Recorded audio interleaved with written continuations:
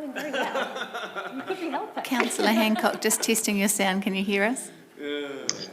I can indeed. Thank you very much. Cheers.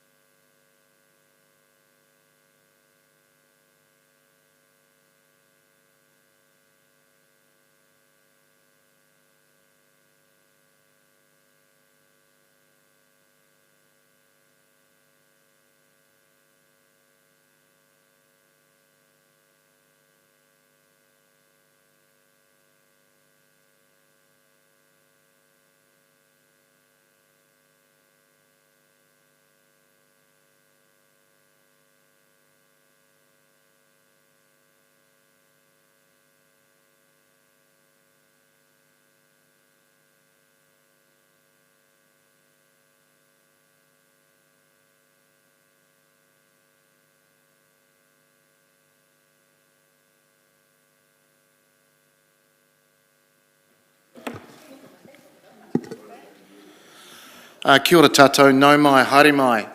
Welcome to our council meeting of Wednesday, the 28th of April 2021. Just a couple of housekeeping matters, explaining that the meeting is being recorded and it is on the council's website and is being live streamed on the council's YouTube channel. In terms of health and safety, we are in a non-smoking facility and a defibrillator is located on the ground floor. And in terms of, unlike the event of an emergency, our fire and emergency exits are clearly listed with the green signs. And if you could evacuate to the assembly area near the clock tower in the square to Marae o Hine. Councillors, we have people online, so please, if you are speaking, please say your name so it is clear who is speaking and presenting. I will now take apologies, and our number one on our order of business, our agenda, is apologies. We have an apology from Councillor Hapeta and Councillor Finlay for early departure. I'll look to move those, seconded by the Deputy Mayor. There being no comments to that, if you could please vote.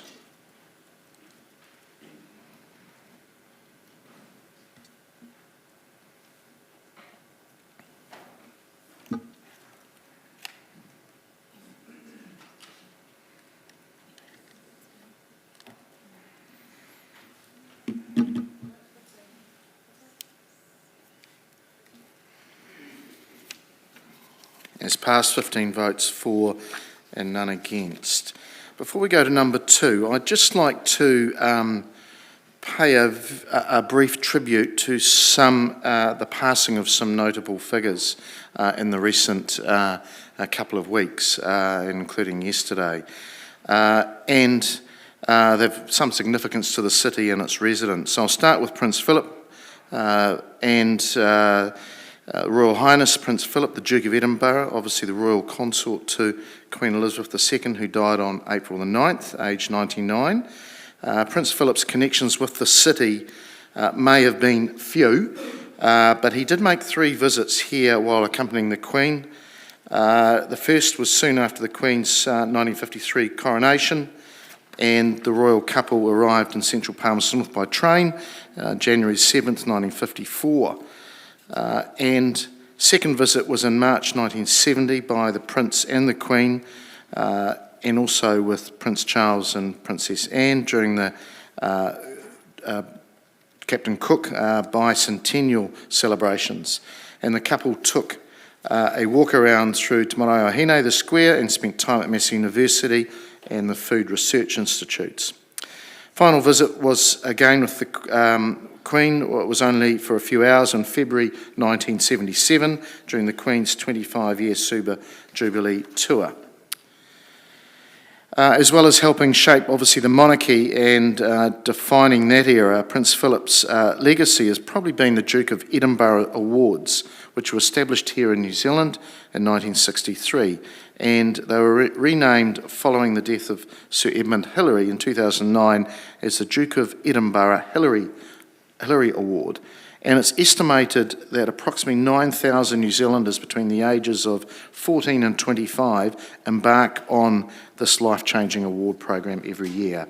And we will be having our own city one in the coming days. Dave Cull. It's with great sadness that we note the passing of former local government New Zealand President and former Mayor of Dunedin, Dave Cull, yesterday on April the 27th from cancer. He was a great advocate and ambassador for our sector, a real enthusiast for local government and actually an all-round good guy. Dave was Mayor of Dunedin from 2010 to 2019 when he decided to retire. He fronted Local Government New Zealand from 2017 to 2020, where his leadership helped build wider sector support around climate change awareness, lobbying central government over local government's infrastructure deficits, and grappling with the impacts of COVID-19. He also served as the Pacific Co-President for the United Cities and Local Governments Organisation and was Vice Chair of the Commonwealth Local Government Forum. His wisdom, knowledge, oversight and friendship will be missed. Roy Sefton, earlier this year in January, well-known Palmerston North identity and notable artist, long-term chair of the New Zealand Nuclear Test Veterans Association and Navy Veterans Advocate, Roy Sefton died aged 82. Roy served as a radio operator on the frigate HMNSS Pukaki, which was performing weather monitoring duties during the 1957 and 58 British nuclear bomb tests around the Christmas Islands in the Pacific as part of Operation Grapple. His efforts on behalf of fellow nuclear test veterans exposed to the nuclear fallout included contributing to research on the genetic disruption caused by radiation. He also helped launch a campaign to secure pensions from the New Zealand Government and upgrade the pension grading for Operation Grapple veterans and their widows to war and emergency status. Achieved in 1998, his efforts earned Roy the Queen's Service Medal for Public Services. Unfortunately, he died before able to securing full government recognition for the adverse effects of radiation on health of veterans and their offspring. And some photos of Operation Grapple will be opened in Te Manawa again next week. And finally, Mary Earle. Mary Earle of the Earle Creativity Trust, she and her husband Dick set up in 2013 to create a pathway for new and innovative things to happen, died on April 19th, aged 91. Born in Scotland in 1929, Mary arrived at Massey University in 1965 and was the first academic engineer in New Zealand and was a real pioneer in every sense of the word. Elected as an honorary fellow of IPENS, Engineering New Zealand, she organised New Zealand's first four-year degree in product development and was made an honorary fellow of the Institute of Food Science and Technology. Instrumental in setting up the New Zealand Food Technology Research Centre, Mary was made an officer of the British Empire in 1993. She retired thereafter and continued her role as Professor Emeritus with her husband, and they established the Dick and Mary Earle Scholarship in Technology and the Creativity Trust. In 2014, Mary and her husband were awarded the Massey Medal for recognition of 50 years of service to food technology education at Massey University. In 2018, Massey University bestowed each of them with a rare honorary Doctor of Science degree, acknowledging their substantial contribution they had made in their field. So look, if I could please, if we could ask you to just stand for a moment just to acknowledge the extraordinary contribution of these people. Thank you.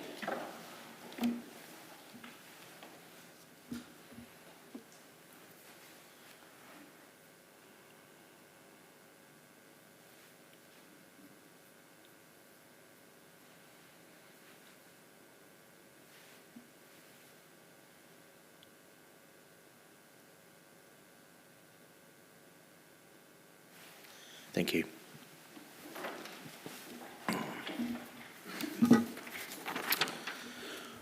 Right, back to our agenda. Number 2 on the order of business is notification of additional items.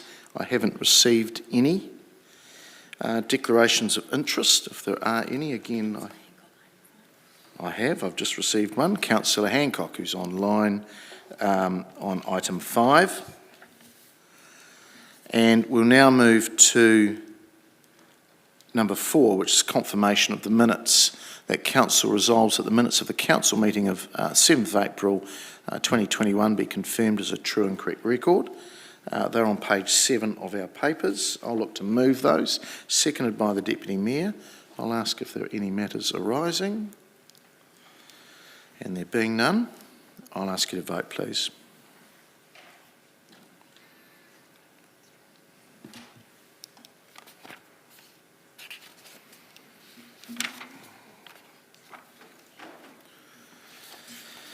And That is passed, 15 votes for and none against.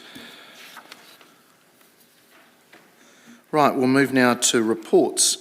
And on page 31 of our papers, we have the draft LAP, the Local Alcohol Policy Adoption, and I'll ask our Policy Manager, Julie McDonald, to speak to that, please. Kia ora koutou, councillors. I'm very pleased to be able to bring these recommendations to you today for the adoption of a provisional local alcohol policy. I don't really have much to add to the report that's before you, other than to say this piece of work has happened within a very complex and challenging legislative environment. And it's testament to Peter Ridge's perseverance that we have this work here today. Peter likes to point out that Alice, who has joined us today, was not yet born when he began working on this project. So it's rather fitting that they are both here. So I'm happy to answer questions. Thank you, Julie. I'm not quite sure how to reply to that. Welcome, Alice. Look, I'll open it up for any questions of Julie. It's been well covered in our previous debates on this. You're off the hook. Oh no, sorry, there is one. Councillor Beattie. Thank you, Mr Mayor, and thank you, Julie. Julie, this is a provisional LAP, so in terms of the legislation, when, like from a DLC point of view, when does it become that they have to take notice of it? You have a wee while yet, so through you, Mr Mayor. As the report points out, there's the appeals process, and it's not until that appeals process is resolved that then it's notified, and then it becomes. I thought so, thank you. Okay, so we have the two resolutions there. The draft local alcohol policy included as attachment 1 is adopted as a provisional LAP. Number 2, that the public notice of adoption of the draft LAP as a provisional local alcohol policy is given in accordance with the Sale and Supply of Alcohol Act 2012. I'll look to move that, seconded by the Deputy Mayor. I'll open it up for any comments.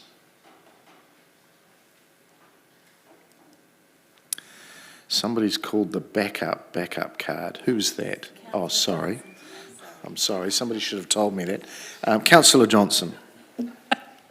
Thanks, Mr Mayor. Oh, yes. I've lost my thread now.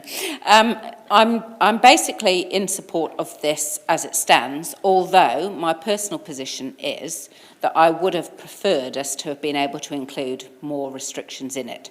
However, I was mindful of the advice that we got from our staff about what we could include based on evidence and what we couldn't include. And so therefore I see this as being what we can reasonably put forward at this time. It doesn't encompass all my aspirations for control of alcohol harm, but nevertheless it's a compromise that I think we can all agree on. And so I would hope that everybody would support it today and actually get this a little bit further along the road to being fully adopted. Thanks. Councillor Barton. I'm about to rain on that parade, I'm afraid, of unanimous support. I found this very difficult, actually, this whole debate. On one hand, you'll all be aware that I really strongly disagree with one element that we've put forward, and on the other hand, I wish we could have gone further with some other elements. For me, this does nothing particularly well, and I won't be supporting it. I have some process issues, and I canvassed those strongly in the debate, but just for the sake of the record as this goes out, I will say that I think we had a lot of engagement over our 3 rounds of consultation, but what that meant was that we got consultation fatigue by the 3rd round, and people who probably should have submitted the 3rd time didn't, and so lost their appeal rights.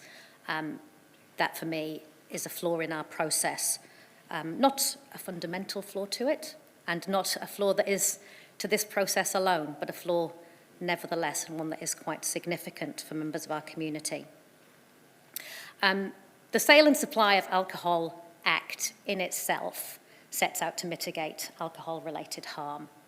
It did that through national consultation with all of the people we've talked to and reduced the amount of time that alcohol was available for purchase in on and off licences, setting national restrictions that went a long way to changing the drinking culture of New Zealand. There's clearly still a long way to go on that.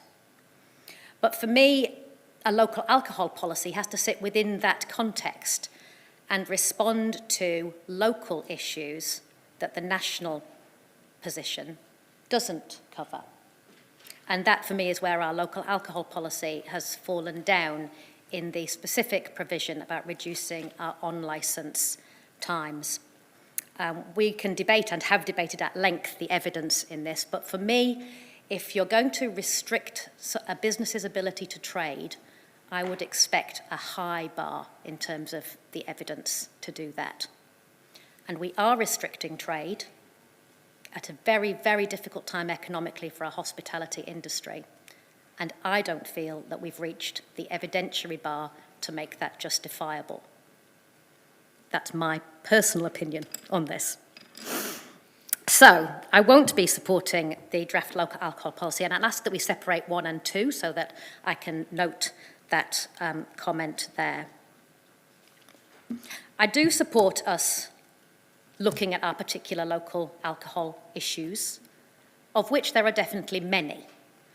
And I would hope that, noting in the papers that this comes back to us in 2 years' time, or maybe that's 2 years after implementation, so that might not be 2 years, it might be some time after that. But by that time that we have good local evidence, that's what's been lacking in this whole process for me. I particularly find that unfortunate in the aspect that I have issues with, the 2 a.m. closing, because we should have had better information about that particular aspect because of the trial that we undertook, that our hospitality sector undertook, a voluntary trial where for 6 months they voluntarily restricted their trade. And I think that's hugely, well, you might say unfortunate, some might say offensive to that sacrifice that they made, that there was no evidence came out of that exercise. They stopped it, and we don't know whether it worked or it didn't work. You might have an opinion on it, but we don't know. So the other side of this for me is also, who do we class ourselves with in terms of where we peg our policy? The national standard is 4 a.m. for closing for bars. The only places I think that do that are Auckland and Wellington, and we don't probably class ourselves in the same level of hospitality activity as Auckland and Wellington. But we would rank ourselves alongside the other student cities in our nation. Dunedin, Christchurch, Hamilton. They all close at 3. And our student population was another element that we didn't hear through in submissions at all. That concerns me, as our university is in a competitive attraction market, so we want to help them do that. But also, as I've said before, my view is that the safest drinking our young people do, or any of our people do, is supervised drinking. So there are a number of reasons why I won't be supporting this, and I'm not going to go on because I don't expect to change anybody's mind at this stage. But for the record, that's why I'll be voting against our draft local alcohol policy, and I'm quite sad to do that. Deputy Mayor. Thank you, Mr Mayor. I am in full support of the recommendations that we've got in front of us. Just want to recognise as well the mahi that Peter and Julie have done over many years to get to us to this point. And I think, as Councillor Bowen pointed out, we probably did see a bit of voter engagement fatigue, consultation fatigue coming through as we sort of went into our 3rd round. So I'm very pleased that we are not back again in that position and just continuing on a downward trajectory. I think for me, I really see this as the starting point in our conversation around reducing the harm that alcohol causes in our community. And I think we can remember the recommendations that, or the proposed changes that Councillor Naylor put up, which suggested further restrictions, which again would contribute towards that. And I very much see those as part of perhaps a stage 2 conversation at some point, because I think that this is just the beginning. We need to get a policy live so that we have got a basis for then reviewing that and looking at what further provisions that we can put in place in future. I'd also recognise that with our lower median age, we do have perhaps a larger group of vulnerable young people who are still going through their own brain development and those sorts of things. And so we can put provisions in place that do support them to still make good choices. And I think actually limiting alcohol supply, whether it is through on or off licences, does contribute towards that. And I hope that actually we perhaps spark something with those other areas that Councillor Bowen's identified, and perhaps they'll follow suit if they are also interested in reducing alcohol harm for other student cities. And then I think, I guess my final point would just be that if we are wanting to make evidence-based decisions, we know that we have come through COVID, our region has come through the COVID period very, very well. Our economic statistics show that actually we are not just doing well, that we are thriving in particular areas. There is no evidence to say that the hospitality industry is in a dire position. There is no evidence to say that this is going to close bars or do anything of that sort. In actual fact, all our economic stats show us very clearly that we are doing incredibly well. And that's not to say that those businesses, like any businesses, won't have their challenge, but this is certainly nothing that, through local evidence, would say is going to be a huge issue in terms of business moving forward. Councillor Dingwell. Thank you, Mr. Mayor. I agree with a lot of the comments that Councillor Bowen and Deputy Mayor Alicia Rutherford has said. I am very much keen for a 3 a.m. Closing for bars, for on licences. And we've already talked about this really till the cows come home. But I think for me, at the end of the day, having a local alcohol policy is better than not. And making a start so that we can start looking at evidence and can start judging where we're at and how it's made a difference or not, we can't do that unless we have something in place in the first place. So I think I'm actually going to support these in the hopes that eventually we can have more discussions about 3 a.m. closing years down the track. Councillor Mickelard. Thank you, Mr. Chair. Sorry, my apologies. Thank you, Mr. Chair. Initially, I was of the view that of leaving the, actually just being allowing the status quo. I was in favour of the 3 a.m. Closing because myself, being a former student and having lived in a city like Palmerston North, I realised that supporting a 2 a.m. closing was actually a way of destroying the nightlife. And I'm not a drinker anymore. And I also saw it as an opportunity, not necessarily an opportunity, but as a way of turning the city into a good city, especially seeing young people, for example. We have Massey University, we have a lot of institutions that have a lot of young people. And personally, I thought to myself that having such, changing it to a 2 a.m. Closing, as opposed to leaving it as it is, will be detrimental to a lot of young people who actually appreciate being in such a city like Palmerston North, student city. But bearing in mind also, I would like to support what everybody else has said, that having something in place is better than having nothing at all. And for the record, I was initially going to oppose it, but I've changed my mind and I'm going to support it. So.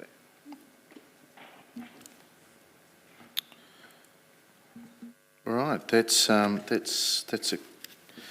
I'll have a right of reply. Well, I haven't even commented actually, to be honest. But Look, alcohol's one of the most tightly regulated sectors in our country, but yet we are still at the whim of national and big entities that control the supply and sale of it. So I don't see much of the word local in the local alcohol policy if they influence this policy so much. So I think we've got to start somewhere. We've got to adopt something. What gave me heart or evidence, because the word evidence has been mentioned a few times, was to support this was the recent safety reports, which I'm not sure everybody does get. And their increasing statistics around alcohol-fueled violence in our city centre. And there's been the word trials have been mentioned, but they were several years ago and things have changed. So I do think we need to start somewhere. I know it is difficult for some to support, and there is some question marks about how industries and sectors will adapt to this.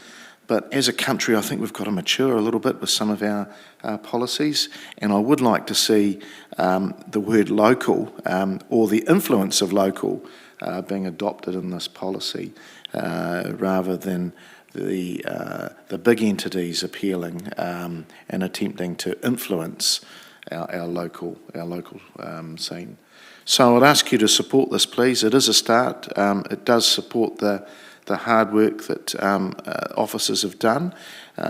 Look, we're not going to have everybody on the same page, but I think, again, we've made a very, very useful start. So, with that in mind, we will vote, please. Oh, okay, so Councillor Bowen, you want to take these separately? Okay. So we'll do number 1 first, please.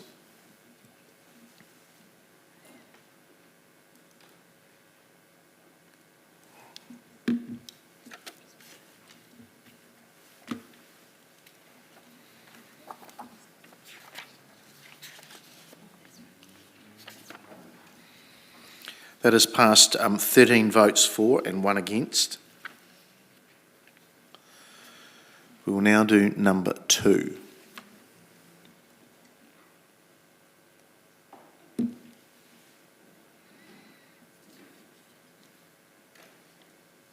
That has passed 13 votes for and none against.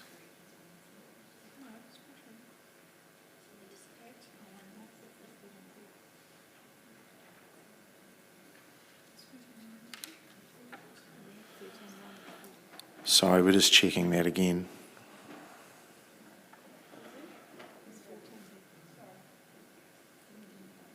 We'll do the vote again. Sorry, we're going to redo the vote. Thank you.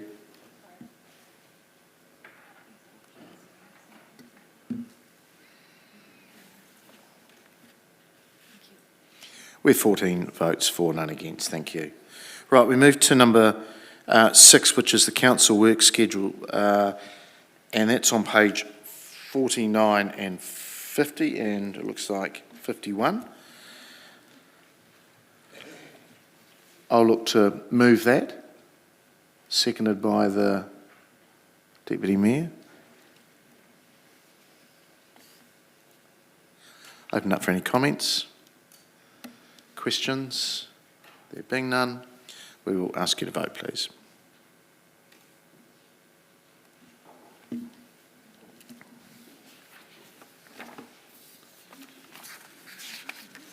It's passed 15 votes for, none against. Right, recommendations from committee meetings, and I will ask that the Chair of Play, Recreation and Sport, Councillor Meehan, speak to his recommendations from the 14th of April. Thank you, Mr Mayor. The committee recommends that the Council adopts the Play Policy 2021, including attachment 1 to the memorandum titled Draft Play Policy 2021, deliberations and adoption presented to the Play, Recreation and Sports Committee on the 14th of April 2021.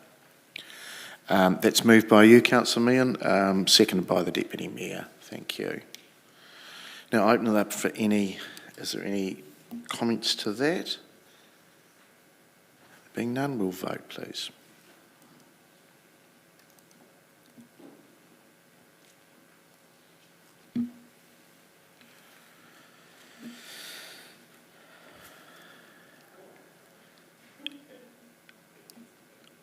And that has passed 15 votes for, none against.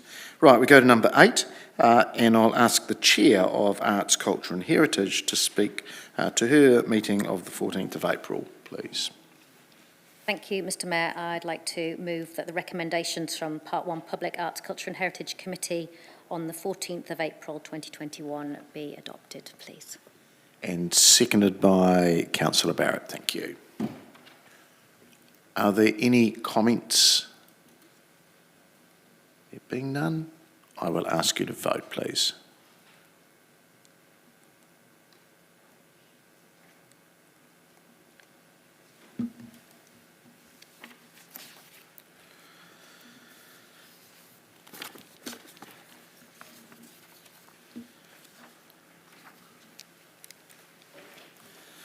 And that has passed 14 votes for with 1 abstention. So, councillors, that is our order paper for the day. Thank you for your attendance. And we'll now just have a 5-minute changeover, declare the meeting closed and pass back to you, Councillor Beattie, for Finance. Thank you.